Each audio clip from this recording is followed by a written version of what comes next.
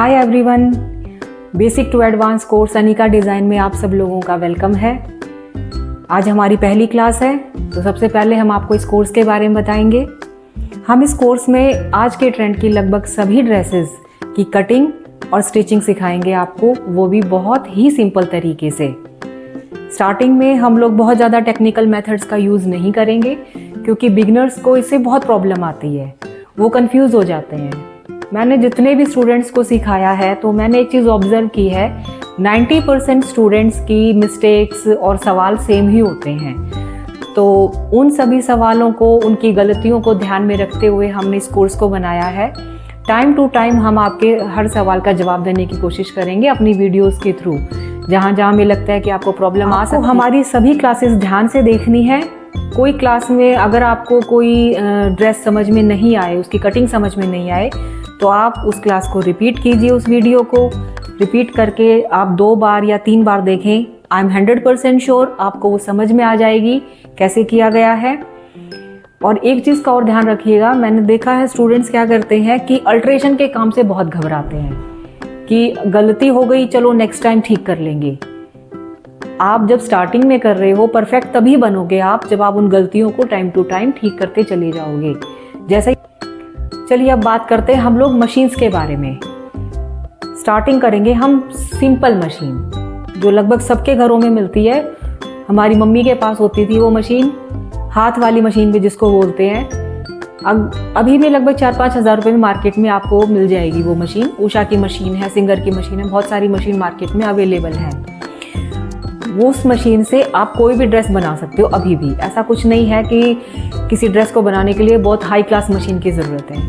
हाँ, कुछ काम ऐसे होते हैं वो मशीन नहीं कर पाती है, जैसे कि पिको करना है या ओवरलॉक करना है, या कुछ और भी, जैसे सिंथेटिक के कपड़े पे, फैब्रिक पे हमें उस मशीन को चलाना है, उस मशीन से स्टिच करना है, तो नहीं कर पाएगी।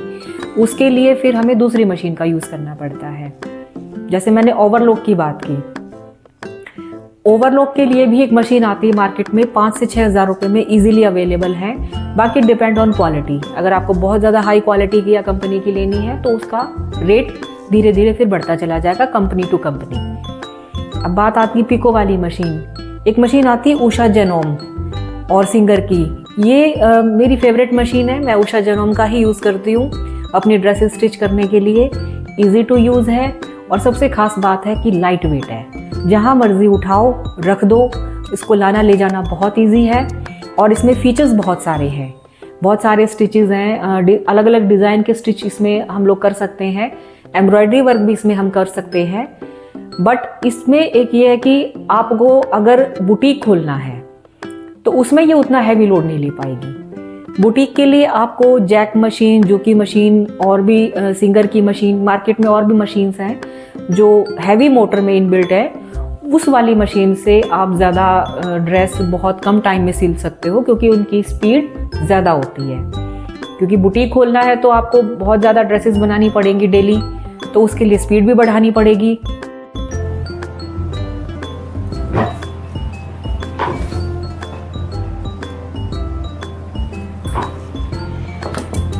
तो ये है कुछ बेसिक सा सामान जिसकी हमें ज़रूरत पड़ने वाली है स्टिचिंग में।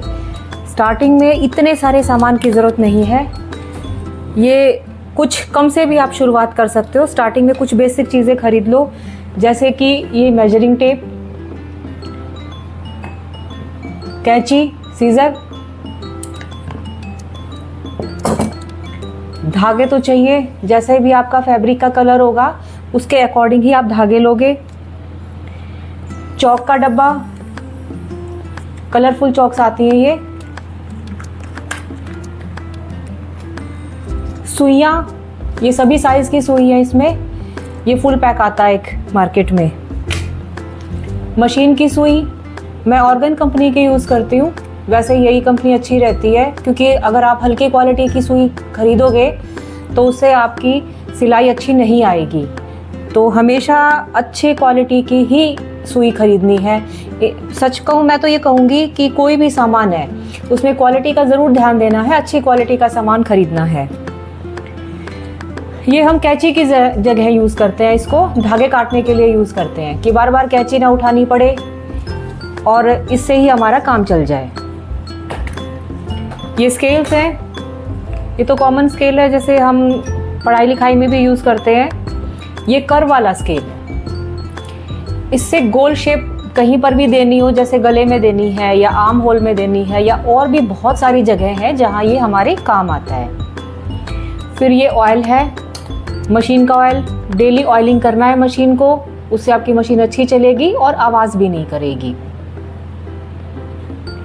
ये चिट बटन है। मोस्टली इन चीज़ों के बारे में तो आप लोगों को पहले से ही पता होगा, पर फिर भी चलो बता देते हैं। ये चिट बटन, ये ऑल पिन्स हैं। जब फैब्रिक को अटैच करना मुश्किल हो जाए हमारे कुछ, तो हम इससे ऑल पिन से अटैच कर देते हैं और उसके बाद स्टिच कर देते हैं, फिर बाद में इन्हें निकाल देते हैं। पेन वगैरह तो लिखने के लिए काम आएंगे, या कहीं ऐसी जगह हो जहाँ चौक आपका अच्छे से काम नहीं कर रहा है तो पेंसिल या पेन का यूज़ कर सकते हो आप। ये कुछ लेसेस हैं, ये तो ड्रेस के अकॉर्डिंग ही आती हैं, जैसी आपकी ड्रेस होगी वैसे ही लेस खरीदोगे आप। ये एक आता है पाइपिंग का धागा, ये मीडियम साइज़ का है, इसमें मोटा साइज़ भी आता है, और ये तो डिपेंड करता है आपको कितनी मोटी पाइपिंग चाहिए। ये कुछ स्केल्स हैं, जैसे ये दोनों फ्लैट स्केल हैं, सीधी लाइन लगानी हो। ये कर्व वाला स्केल है, हम प्लाजो में यूज़ करते हैं, और वैसे भी कई जगह जहाँ हमें गोलाई देनी होती है वहाँ पे हम स्केल का यूज़ करते हैं। अब क्लासेस आगे बढ़ेंगी और आगे हम ड्रेस स्टिच करेंगे तो वहाँ आपको पता चलेगा इसका यूज़ क्या क्या है। एक नोटबुक ज़रूर ले लेना, मैंने तो छोटी सी ले रखी है, आप बड़ी भी ले सकते हो। इसमें आप अपना साइज़, जो भी आप साइज़ मेजर करोगे वो लिख लोगे इसमें।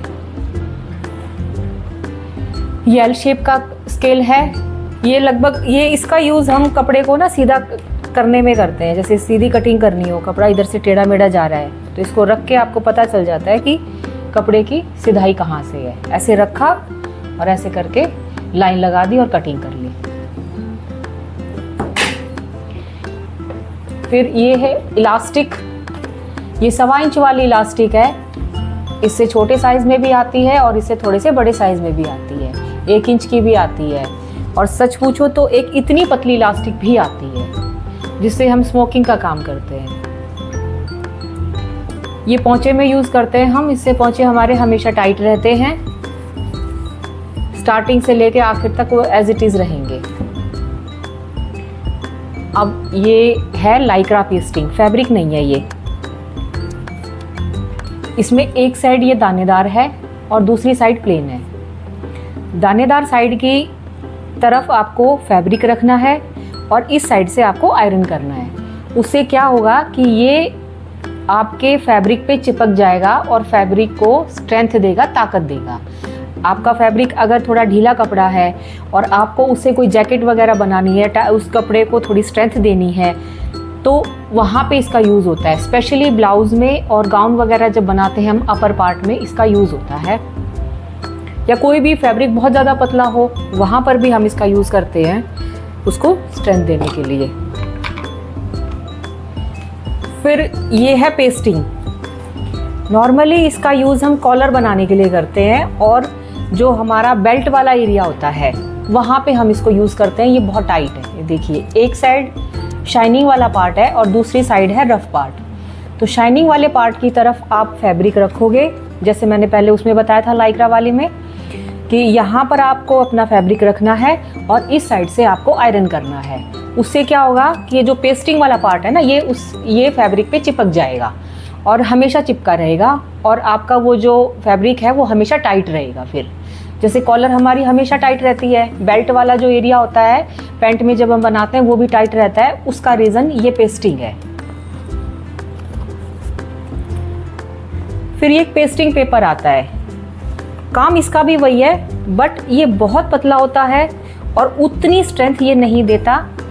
इसका स्पेशली यूज़ हम नेक वगैरह बनाने में करते हैं, या कहीं पर हमें कोई कटिंग करनी है डिज़ाइन देके और हम कर नहीं पा रहे हैं तो वहाँ पर हम इसका यूज़ करते हैं। इसमें भी सेम थिंग है कि एक साइड इसके शाइनिंग वाला पार्ट है और दूसरे साइड इसका रफ पार्ट है। तो जो शाइनिंग वाला पार्ट है यहाँ पे आपको फैब्रिक रखना है और इस साइड से आयरन करना है। ये उसके ऊपर चिपक जाएगा और कोई भी नेक का डिज़ाइन बनाने में आपको आसानी हो जाएगी। तो ये थे कुछ हमारे बेसिक टूल्स। बाकी और सामान बहुत सारा है जिसकी ज़रूरत आगे पड़ने वाली है, बट जैसे ही ज़रूरत पड़ेगी तभी हम उसके बारे में बताएंगे।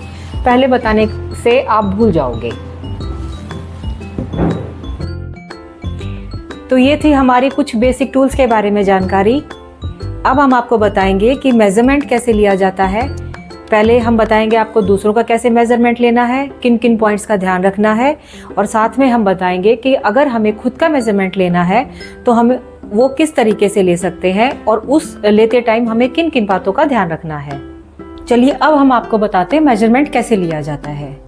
सबसे पहले लेंगे हम ड्रेस की लेंथ का फुल चाहिए इनको 45 इंच यहाँ तक, तो ये हो गया 45 इंच। फिर हम लेंगे शोल्डर का साइज। शोल्डर देखिए, अगर आप ज़्यादा लोगे तो ये 15 इंच हो जाएंगे, सिलाई यहाँ पे जाएगी। फिर थोड़ा सा स्लाइटली जैसे 14 इंच लेंगे हम यहाँ से, ठीक है, इतने दोनों साइड से, यहाँ से ढलान शुरू हो रही है तो 14 इंच शोल्डर हो गए। फिर अपर बस्ट का साइज बिल्कुल यहाँ से लिया जाएगा, ऊपर से बिल्कुल इस पॉइंट से, ये आ रही है 33। उसके बाद साइज लेंगे हम लोअर बस्ट का 34। लोअर बस्ट के बाद आप साइज लोगे कमर का 27। और फिर उसके बाद साइज लेंगे हम इधर से हिप का, यहां से लेना है, ये हो गया 39। नेक कितना नीचे बनवाना है वो हम पूछ सकते हैं इनसे। जैसे 6 इंच का नेक बनवाना है, ज़्यादा बड़ा नहीं चाहिए, तो 6 इंच यहाँ पे आता है, ये 6 इंच का नेक हो गया। गले की लंबाई 6 इंच। फिर हम लेंगे स्लीव्स का साइज। स्लीव्स चाहिए 16 इंच की, यहाँ से जैसे यहाँ हमने शोल्डर ख़त्म किए थे, यहाँ से नापा, ये हो गए 16 इंच। और फिर बाजू के यहाँ से भी लेनी है आपको चौड़ाई, ये हो गई 9 इंच की। तो ये कुर्ती का हमारा पूरा मेजरमेंट था। अब अगर हमें बॉटम का भी लेना है, मान लीजिए प्लाजो बनाना है, तो प्लाजो का साइज हम कैसे लेंगे? कमर का और हिप का साइज तो सेम रहेगा, सिर्फ लंबाई हम ले लेंगे। जैसे यहाँ पे अगर पहनते हैं तो ये लंबाई जा रही है, ये होगी 36 की। और अगर सलवार बनानी है तो वो हम यहाँ से नापते हैं बिल्कुल नीचे के पॉइंट तक, ये होती है 38 इंच।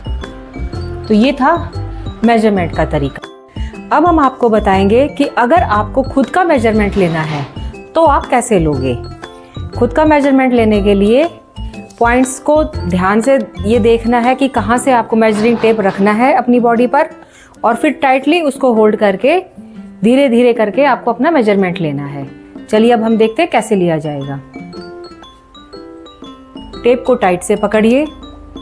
लंबाई लेनी है तो लंबाई लेते टाइम इसको यहाँ पे रखिए, इस पॉइंट पे जहाँ से आपकी सिलाई स्टार्ट है, और इसको ऐसे पूरी बॉडी से धीरे धीरे करके अटैच करते करते लेके जाइए कि आपको कितनी लंबाई चाहिए। मान लीजिए आपको शॉर्ट कुर्ती बनानी है यहाँ तक की, तो महसूस करके देख लीजिए कि कहाँ पे आके आपका पॉइंट रुकता है, और फिर उस टेप को पकड़ के आप देख लीजिए कि वो लंबाई कितनी है। जैसे ये लंबाई आ रही है 30 इंच की, ठीक ऐसे ही जितना भी आपको लंबा चाहिए, टेप को यहाँ रखा, पूरी बॉडी से धीरे धीरे उसको अटैच करते हुए ले आए, बिल्कुल ऐसे पकड़ते पकड़ते, और देख लीजिए कि लंबाई कितनी लेनी है।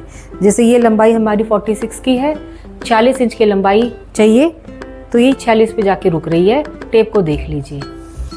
फिर उसके बाद हमें जैसे लेना शोल्डर का साइज़। शोल्डर का साइज़ लेने के लिए टेप को इस तरह से पकड़िए, 14 या 15 आता है तो देखिए आपका कितने पे आ रहा है। यहाँ से शुरू करके यहाँ तक, मान लीजिए यहाँ तक चाहिए मुझे,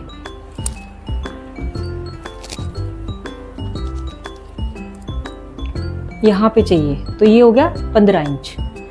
15 इंच के शोल्डर हो गए। फिर हमारा साइज लेंगे हम अपर बस्ट का, उसके बाद लोअर बस्ट का, थोड़ा सा नीचे आके 3 इंच नीचे आके लोअर बस्ट का साइज, उसके बाद नीचे से कमर का साइज, साइज लेते जाओ और देखते जाओ कि कहाँ पर आगे रुक रहा है टेप आपका, जैसे ऐसे। उसके बाद बताया था आपको हिप का साइज, ये बंद हो जाए उसको इस तरह से करके चेक कर लीजिए कि कितने पे आके है। अब स्लीव्स का साइज लेना है, तो जहां हमने शोल्डर खत्म किए थे अपने, यहाँ से इधर से नापना शुरू किया था शोल्डर का, तो यहाँ से हम स्लीव्स का नापेंगे। स्लीव्स जैसे देखिए, स्लीव्स आ रही है मेरी 16 इंच की, यहाँ पे आके 16 पे ख़त्म हो रहा है ये, तो 16 इंच की स्लीव्स हैं। और ये नापने के लिए भी इसको ऐसे रखो,